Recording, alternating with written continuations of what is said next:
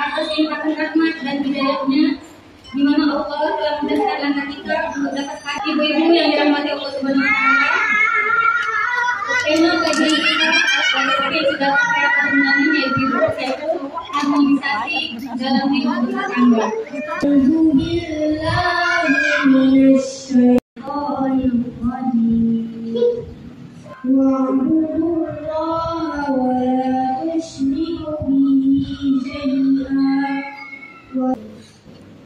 وابن السبيل وما ملكت أيمانكم.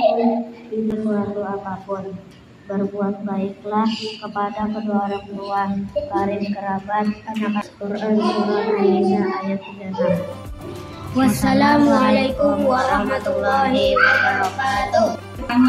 Ceramah dari Ustaz Muhammad Khalil ya kepada Ustaz sallallahu alaihi wa ala alihi wa sahbihi wa man tabi'ahum bi ihsanin ila yaumiddin. Pada kesempatan siang hari ini agenda materi tentang harmonisasi hidup bertetangga. Azzalallahu wa iyyakunna. Semoga Allah membiarkan kita semua. Kita tidak akan pernah bisa memilih saya harus bertetangga dengan si A, saya harus bertetangga dengan si B. Ngomong sama suaminya nanti kalau saya di rumah, tetangga kita itu punya perilaku dan sifat tertentu, punya modal ilmu. Kita di orang beriman adalah baik dengan tetangganya. Jadi mau dikatakan sebagai seorang mukminah, ayo mari kita memperbaiki kembali perilaku, sikap, pergaulan kita terhadap tetangga kita. Kalau kita misalkan bertetangga itu, mana yang pintunya paling dekat, itu menunjukkan bahwa mana yang paling sering kita berinteraksi dengan dia. Pasti ada saja yang diceritakan yang tidak. Ya, paling juga hasil itu. Ya. Atau juga misalkan tetangganya punya mobil baru, ternyata cici. Ngomong itu senang orang mobil baru, kita juga harus dan senang, ya. Kata selamat ya yang mobil baru. Hatta yuhibba lidarihi. Ternyata tetangganya sedang dapat masalah. Mengapa hal tersebut bisa terjadi? Karena kita kurang care, ya. Kita kurang bertanya tentang gimana keluarga, bagaimana. Tapi minimal kita peduli dengan tetangga kita. Ya, makanya harus dijaga. Kumpulan-kumpulan seperti ini adalah. Kemudian yang ketiga, wa iqba'ul janaiz. Kalau ada jenazah meninggal diikuti. Ini lebih kepada para lelaki. Asal memberikan hadiah apapun dalam bentuk materi kepada ibu sekalian, menunjukkan kalau kita hendak mendapatkan cintanya. Dengan kita memasang status di sosmed, apa hukumnya dan apa solusi yang terbaik. Sekian pertanyaan dari saya. Wassalamualaikum warahmatullahi wabarakatuh. Dari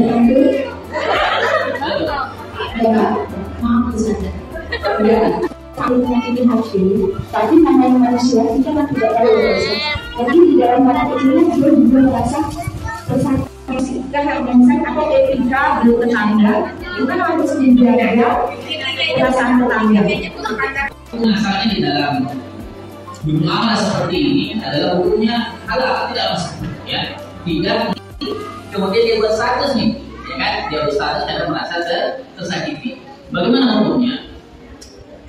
Ketika seseorang, ya, dia curhat karena merasa tersakiti, itu punya hukum asalnya sah-sah saja, ya. Tidak mengepas bagaimana yang dilakukan oleh orang yang tadi sakit oleh tetangganya. Zaman Nabi SAW, dia cerita kepada tetangganya. Dia lempar barang itu kan salah satu bentuk curahan hatinya juga. Ya, dia lempar barang, supaya orang komen Laura, kenapa kamu? Ya tetangga tidak tahu. dia bentuk dalam seperti itu. Nah, ketika dirasa curahan hati tersebut bisa memberikan solusi, dia dapat solusi dari orang lain, maka dia boleh melakukan hal tersebut, ya, dia boleh melakukan hal tersebut. Tapi jika ternyata yang ada malah memperkeruh suasana, malah bertambah kebenciannya, malah akhirnya ujung-ujungnya gibah, gosip dan sebagainya, lebih baik dia tahan dirinya, ya. Jadi tidak gampang-gampang kita ambil status pada hal-hal semua masalah di sini ada masalah di update. Ya, kita pertimbangkan sisi maslahat dan mudaratnya ini.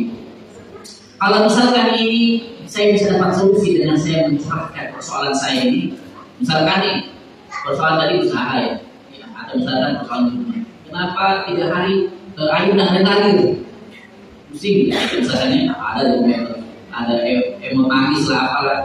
Bisa saja kemudian dari sana tidak dapat solusi. Akhirnya jadilah petugas beli airnya, dia ada gangguan segala macam. Jika dengan cara tersebut dia bisa mendapatkan informasi yang dia butuhkan, hal tersebut tidak gampang. Tapi kalau ternyata belajar dari kasus-kasus yang ada, dia dapat ternyata ujung-ujungnya adalah gosip, malah tambah menjelekkan orang lain, lebih baik dia tahan diri. Kita akan mengetahui status mana yang bisa dikomentari oleh orang baik dan status mana yang akan dikomentari oleh orang-orang yang cuma mencari gosip aja, ya kan? Itu bisa tahu nih siapa yang sudah komen status saya, bisa kan kita, ya. Jadi kita kembalikan kepada sisi maslahat dan mudaratnya mana yang kita ambil. Tapi kalau bicara soal hukum asalnya boleh nggak? Boleh, selama kita tidak mengungkit orang tersebut. Nah ini harus dicatat. Kalau misalnya kita tidak senang dengan seseorang nih, jangan kita sebut namanya. Status, kita maki dia status kita sebut namanya, kita tag orangnya, kalau misalnya sebut biasanya dia sebut nama orangnya, ya. Jangan seperti itu. Kita tetap tutup aib orang lain, ya. Kita tetap jaga kehormatan orang lain. Kita tinggal sampaikan saja masalah kita, ya, baru kemudian kita berharap ada solusi yang kita dapatkan dengan status di sosial media tadi. Ya, jadi ceritanya hukum asalnya persoalan ini boleh-boleh saja, tidak lihat masalah dan mudaratnya. Tapi kalau di sana ada ghibah, di sana ada menjelekkan orang lain, di sana ada menciderai kehormatan orang lain, bisa jatuh juga kepada dosa. Ya, karena hukum asalnya ghibah itu nggak boleh kecuali pada hal-hal tertentu. Salah satu hal yang membolehkan kita ghibah ini dicatat. Boleh kita menghibahi orang lain. Salah satu syaratnya adalah orang tersebut sudah besar kerusakannya, sudah membahayakan banyak orang. Boleh kita tag namanya itu. Memang betul-betul dia penjahat, betul-betul banyak orang banyak orang yang menjadi korban kejahatannya. Kita kasih tahu masyarakat ini orang yang menjahat nih, ya. Terbukti banyak korbannya, penipu dia, ya. Penipu dia dengan usahanya kan banyak usaha yang penipu usaha yang mana itu lagi viral. Berkumpul dana untuk sesuatu, akhirnya ternyata dia penipu. Dia boleh kita sebut namanya, kita viralkan nama orang ini agar kemudian orang-orang berhati-hati. Kalau yang seperti ini boleh hukumnya menggibahi orang seperti ini. Ya, bisa dipahami ya, ini pertanyaan yang pertama. Yang kedua terkait dengan sikap kita dengan tetangga. Diajarkan tadi itu harus toleransi, banyak mengalah dengan tetangga.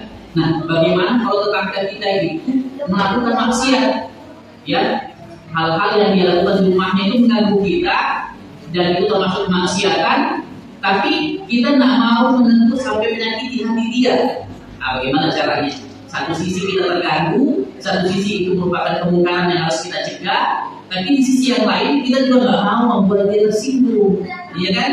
Nah, barakallahu fikum. Nah, ini yang dimuliakan oleh Allah Subhanahu wa Ta'ala.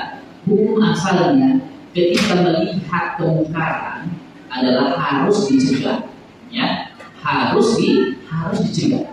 Man ra'a minkum munkaran falyughayyir biyadihi, ya, mencegah dengan tangan, ya, mencegah dengan lisan, mencegahnya dengan apa yang terakhir dengan hati. Wadhalika a'dhafu iman, mencegah dengan hati itulah yang terlemah-lemahnya iman. Nah, kalau kita lihat hal-hal yang tidak baik di tetangga kita tidak sebut hukum asalnya harus kita cegah dan kita tidak boleh mengalah. Hukum asalnya seperti itu. Tidak ada toleransi persoalan maksiat. Ya, tadi kan dijelaskan kita toleransi dalam tetangga dalam perkara yang bukan maksiat. Kita tidak boleh mengalah kalau sudah urusannya maksiat. Nah, boleh kita harus tegur, kita harus tegur. Tapi biasanya kita bawa kita tidak enakan sama tetangga. Biar dia berbuat maksiat, kita takut tersinggung, kita takut merusak hubungan kita dengan tetangga kita. Maka disinilah peran kita untuk tahu bagaimana caranya menegur. Kita harus menegur, tapi kita harus bungkus teguran itu dengan ucapan yang lembut. Ada yang bertanya lagi, maka kita beralih ke acara selanjutnya yaitu menutup. Sebelum kami tutup, kami selaku pembawa acara dan mewakili panitia mohon maaf jika ada kata. Kita tutup pengajian kita hari ini dengan membaca hamdalah, alhamdulillahirobbilalamin dan wassalamualaikum warahmatullahi wabarakatuh.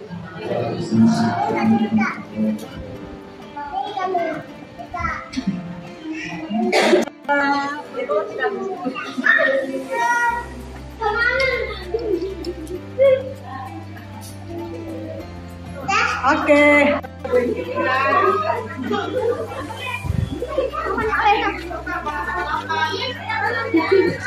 Diam. Apa? Kamu duluan kok dari tadi.